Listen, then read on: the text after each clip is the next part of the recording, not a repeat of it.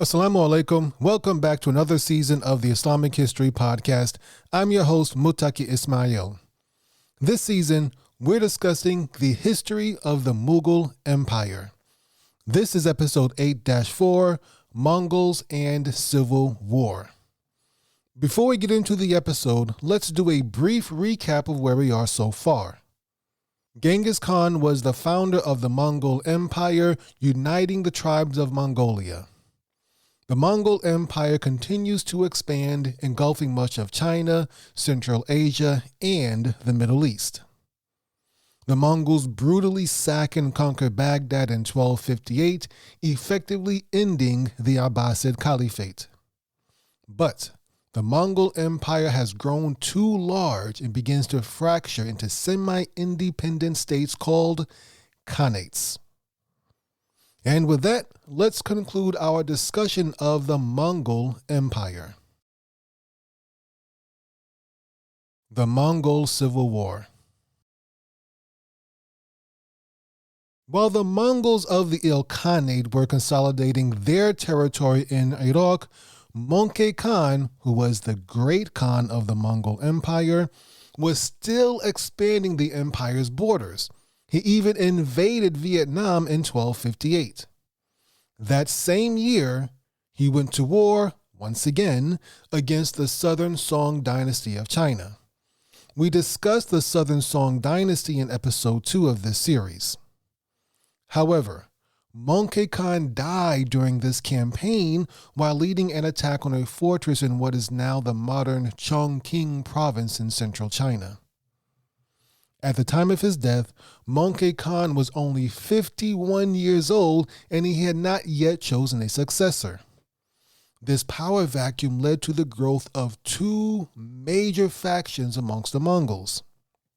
One faction wanted his brother Kublai Khan to become the next great Khan. The other faction asserted that Möngke Khan wanted his other brother, Arik Boke, to be the next great Khan. Each faction also had their powerful supporters. Hulagu Khan, ruler of the Ilkhanate and conqueror of Baghdad, supported Kublai Khan. But Arik Boke was supported by Möngke Khan's closest family members. Arik Boke also controlled the Mongol capital, Karakorum. The primary difference between these two factions was their view on Mongol culture. Arik Boke, based in the capital, was more traditional and wanted to keep with established Mongol culture. Kublai Khan, on the other hand, had spent many years campaigning in China. Over time, he had become greatly influenced by Chinese philosophy and culture. When Kublai Khan heard of Möngke Khan's death, he broke off the fighting in China and went to face off against his brother.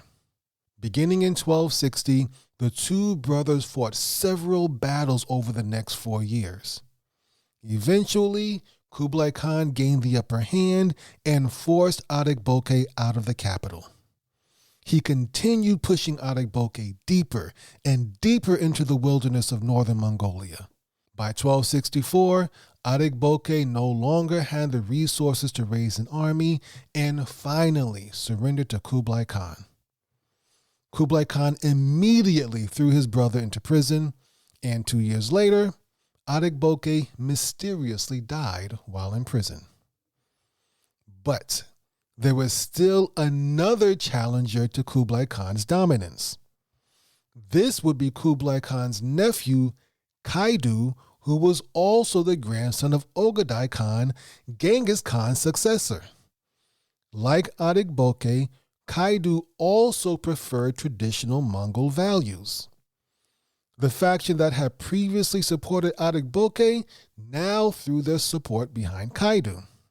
Kaidu and Kublai Khan went to war in 1268, fighting off and on for the next 30 years.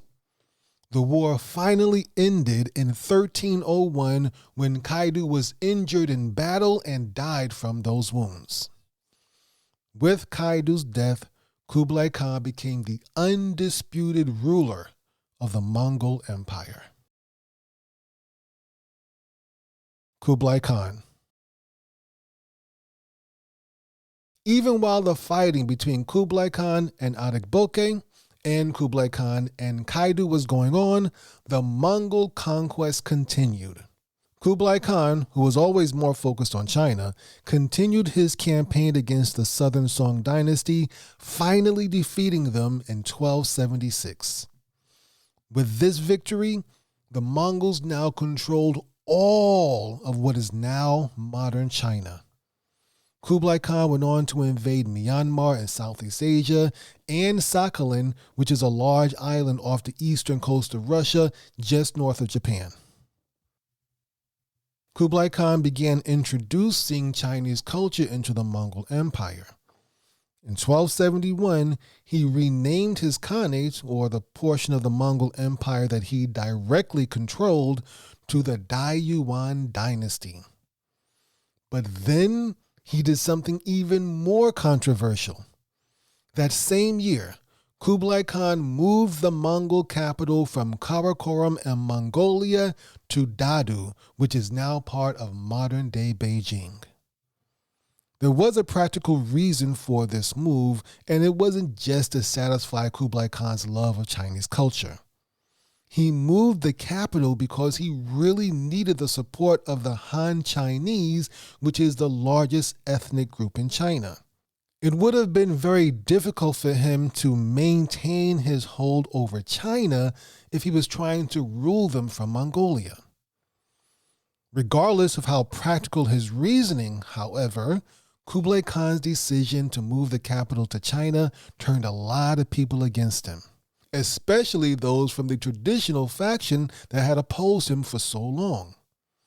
Not long after he moved the capital, a rebellion broke out in Karakorum, which Kublai Khan suppressed with extreme prejudice. Kublai Khan died in 1294 at the age of 78. At the time of his death, the Mongol Empire was at its greatest extent. But it wasn't really a Mongolian empire anymore because of Kublai Khan's influence. Some might argue it was more of a Chinese empire. After all, its capital was in China.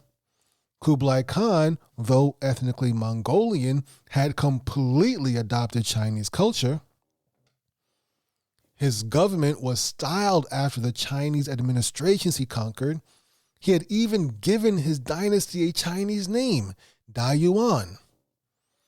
These changes accelerated the fracturing of the Mongol Empire, which was already taking place due to its immense size. The Mongol Empire fractures. With the death of Kublai Khan, and really even before his death, the Mongol Empire split into 4 self-governing mini-empires called Khanates. We discussed these semi-independent Khanates earlier, but now they became almost completely independent and operated as sovereign kingdoms. They gave nominal allegiance to Kublai Khan and his successors as the Great Khans, but neither Kublai Khan nor his descendants had any authority beyond the Yuan Dynasty based in China. This state of affairs was already in place by 1270. Keep in mind, Baghdad was captured in 1258. This means that within 12 years of the conquest of Baghdad, each Khanate was already essentially an independent mini-empire. Now, there are several reasons for this fracturing.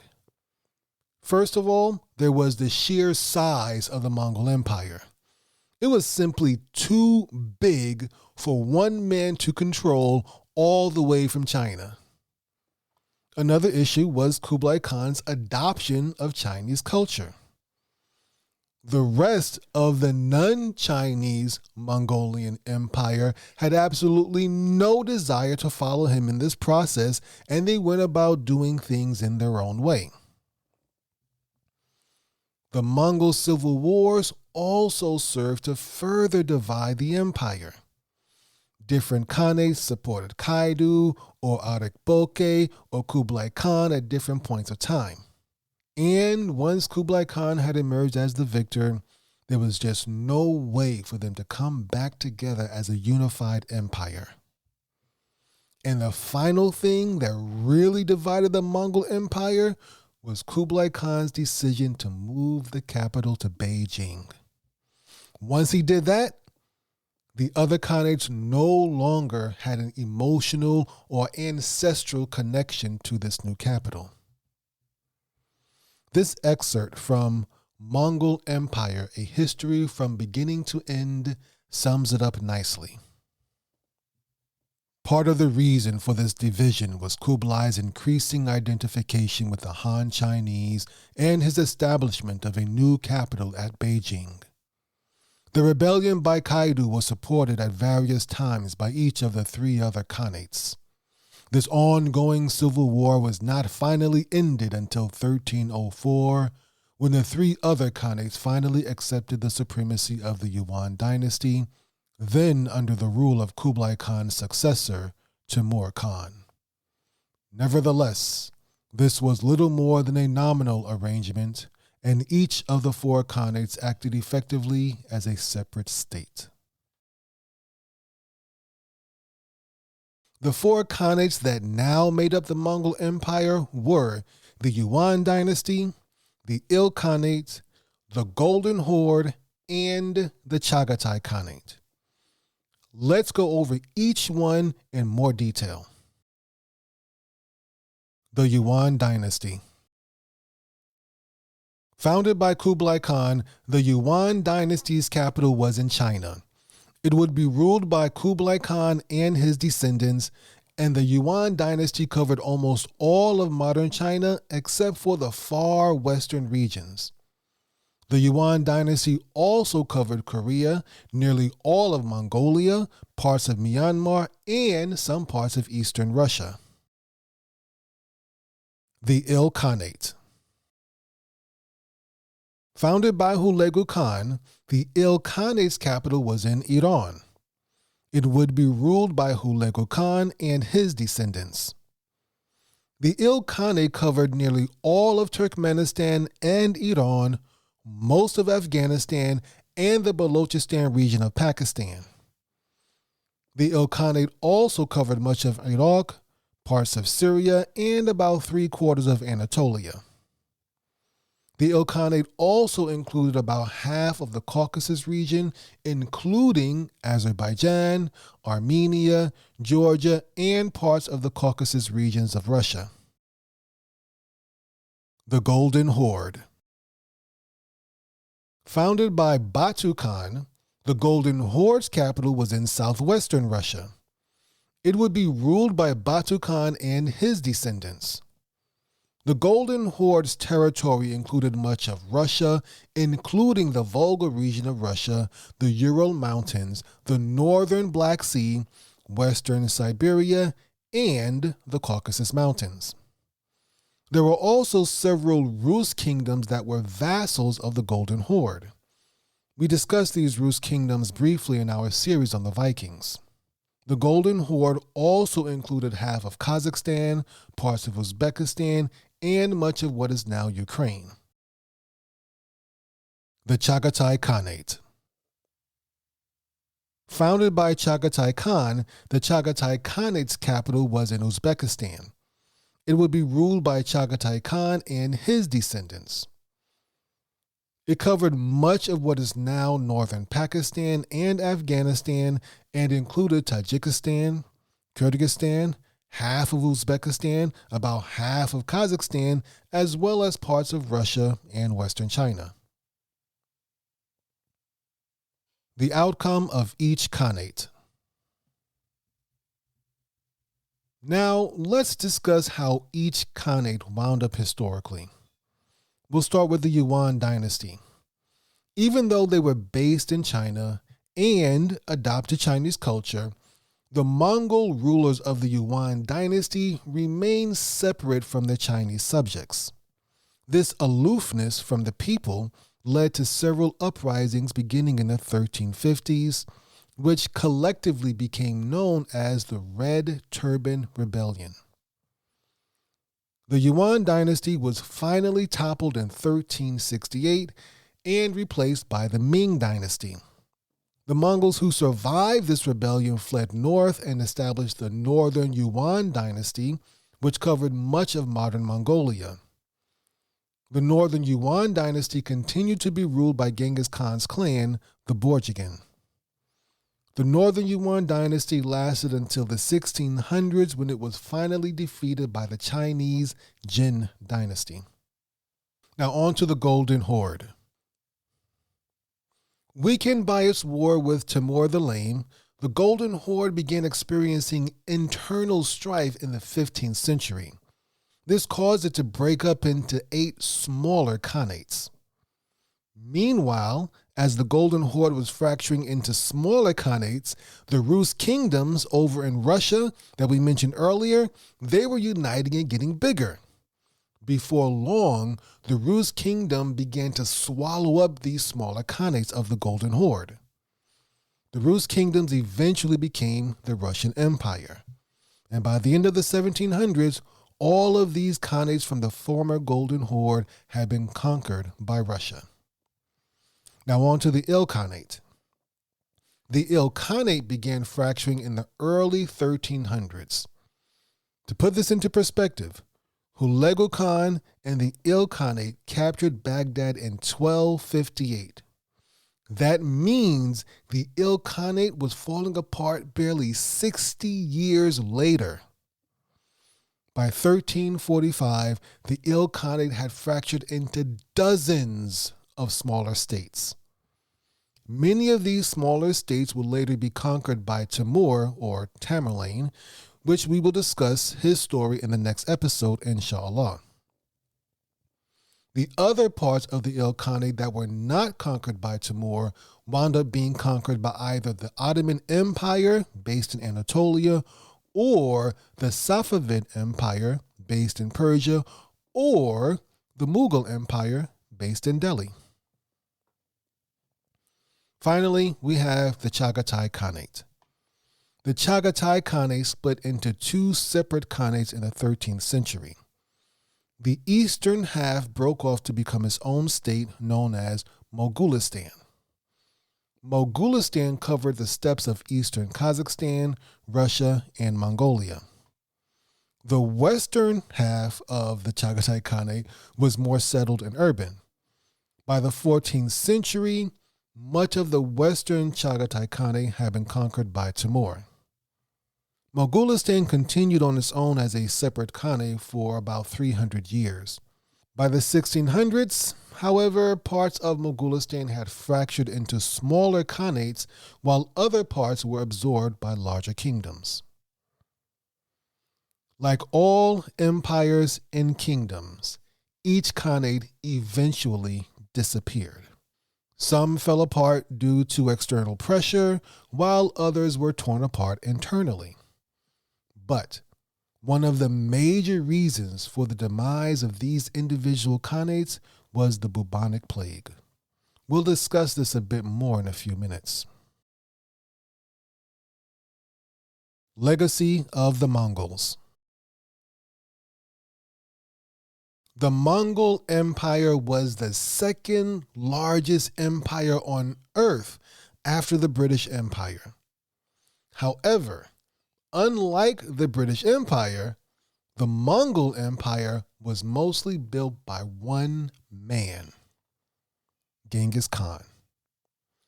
Today, an estimated 16 million people carry Genghis Khan's DNA.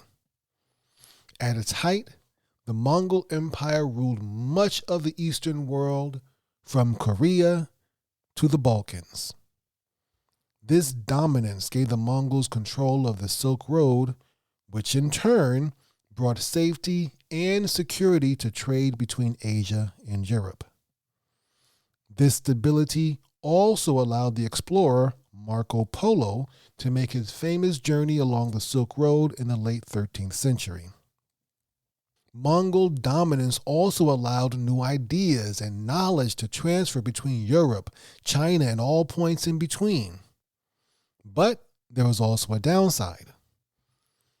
The merchants and travelers who used the Silk Road carried the bubonic plague with them and spread it throughout Europe and Asia.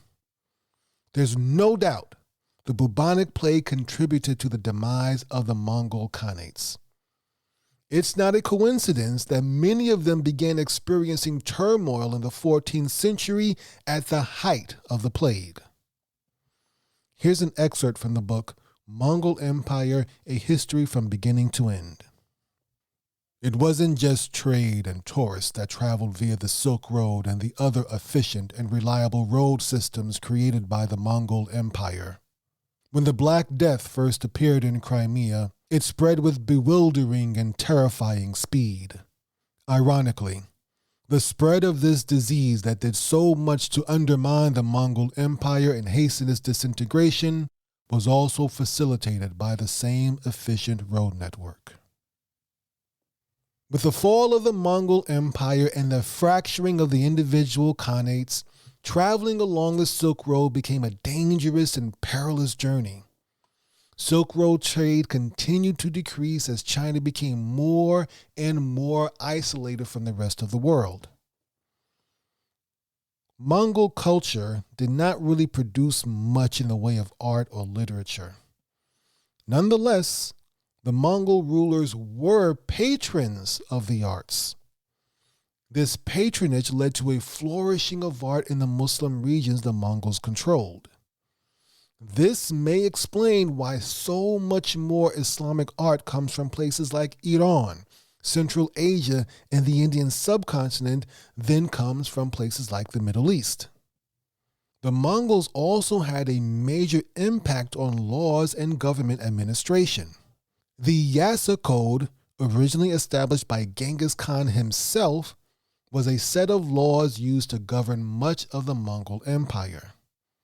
Many later empires would adopt these laws into their own legal code.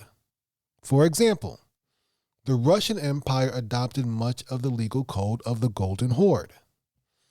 Both the Persian states and the Ottoman Empire borrowed from the laws of the Ilkhanate.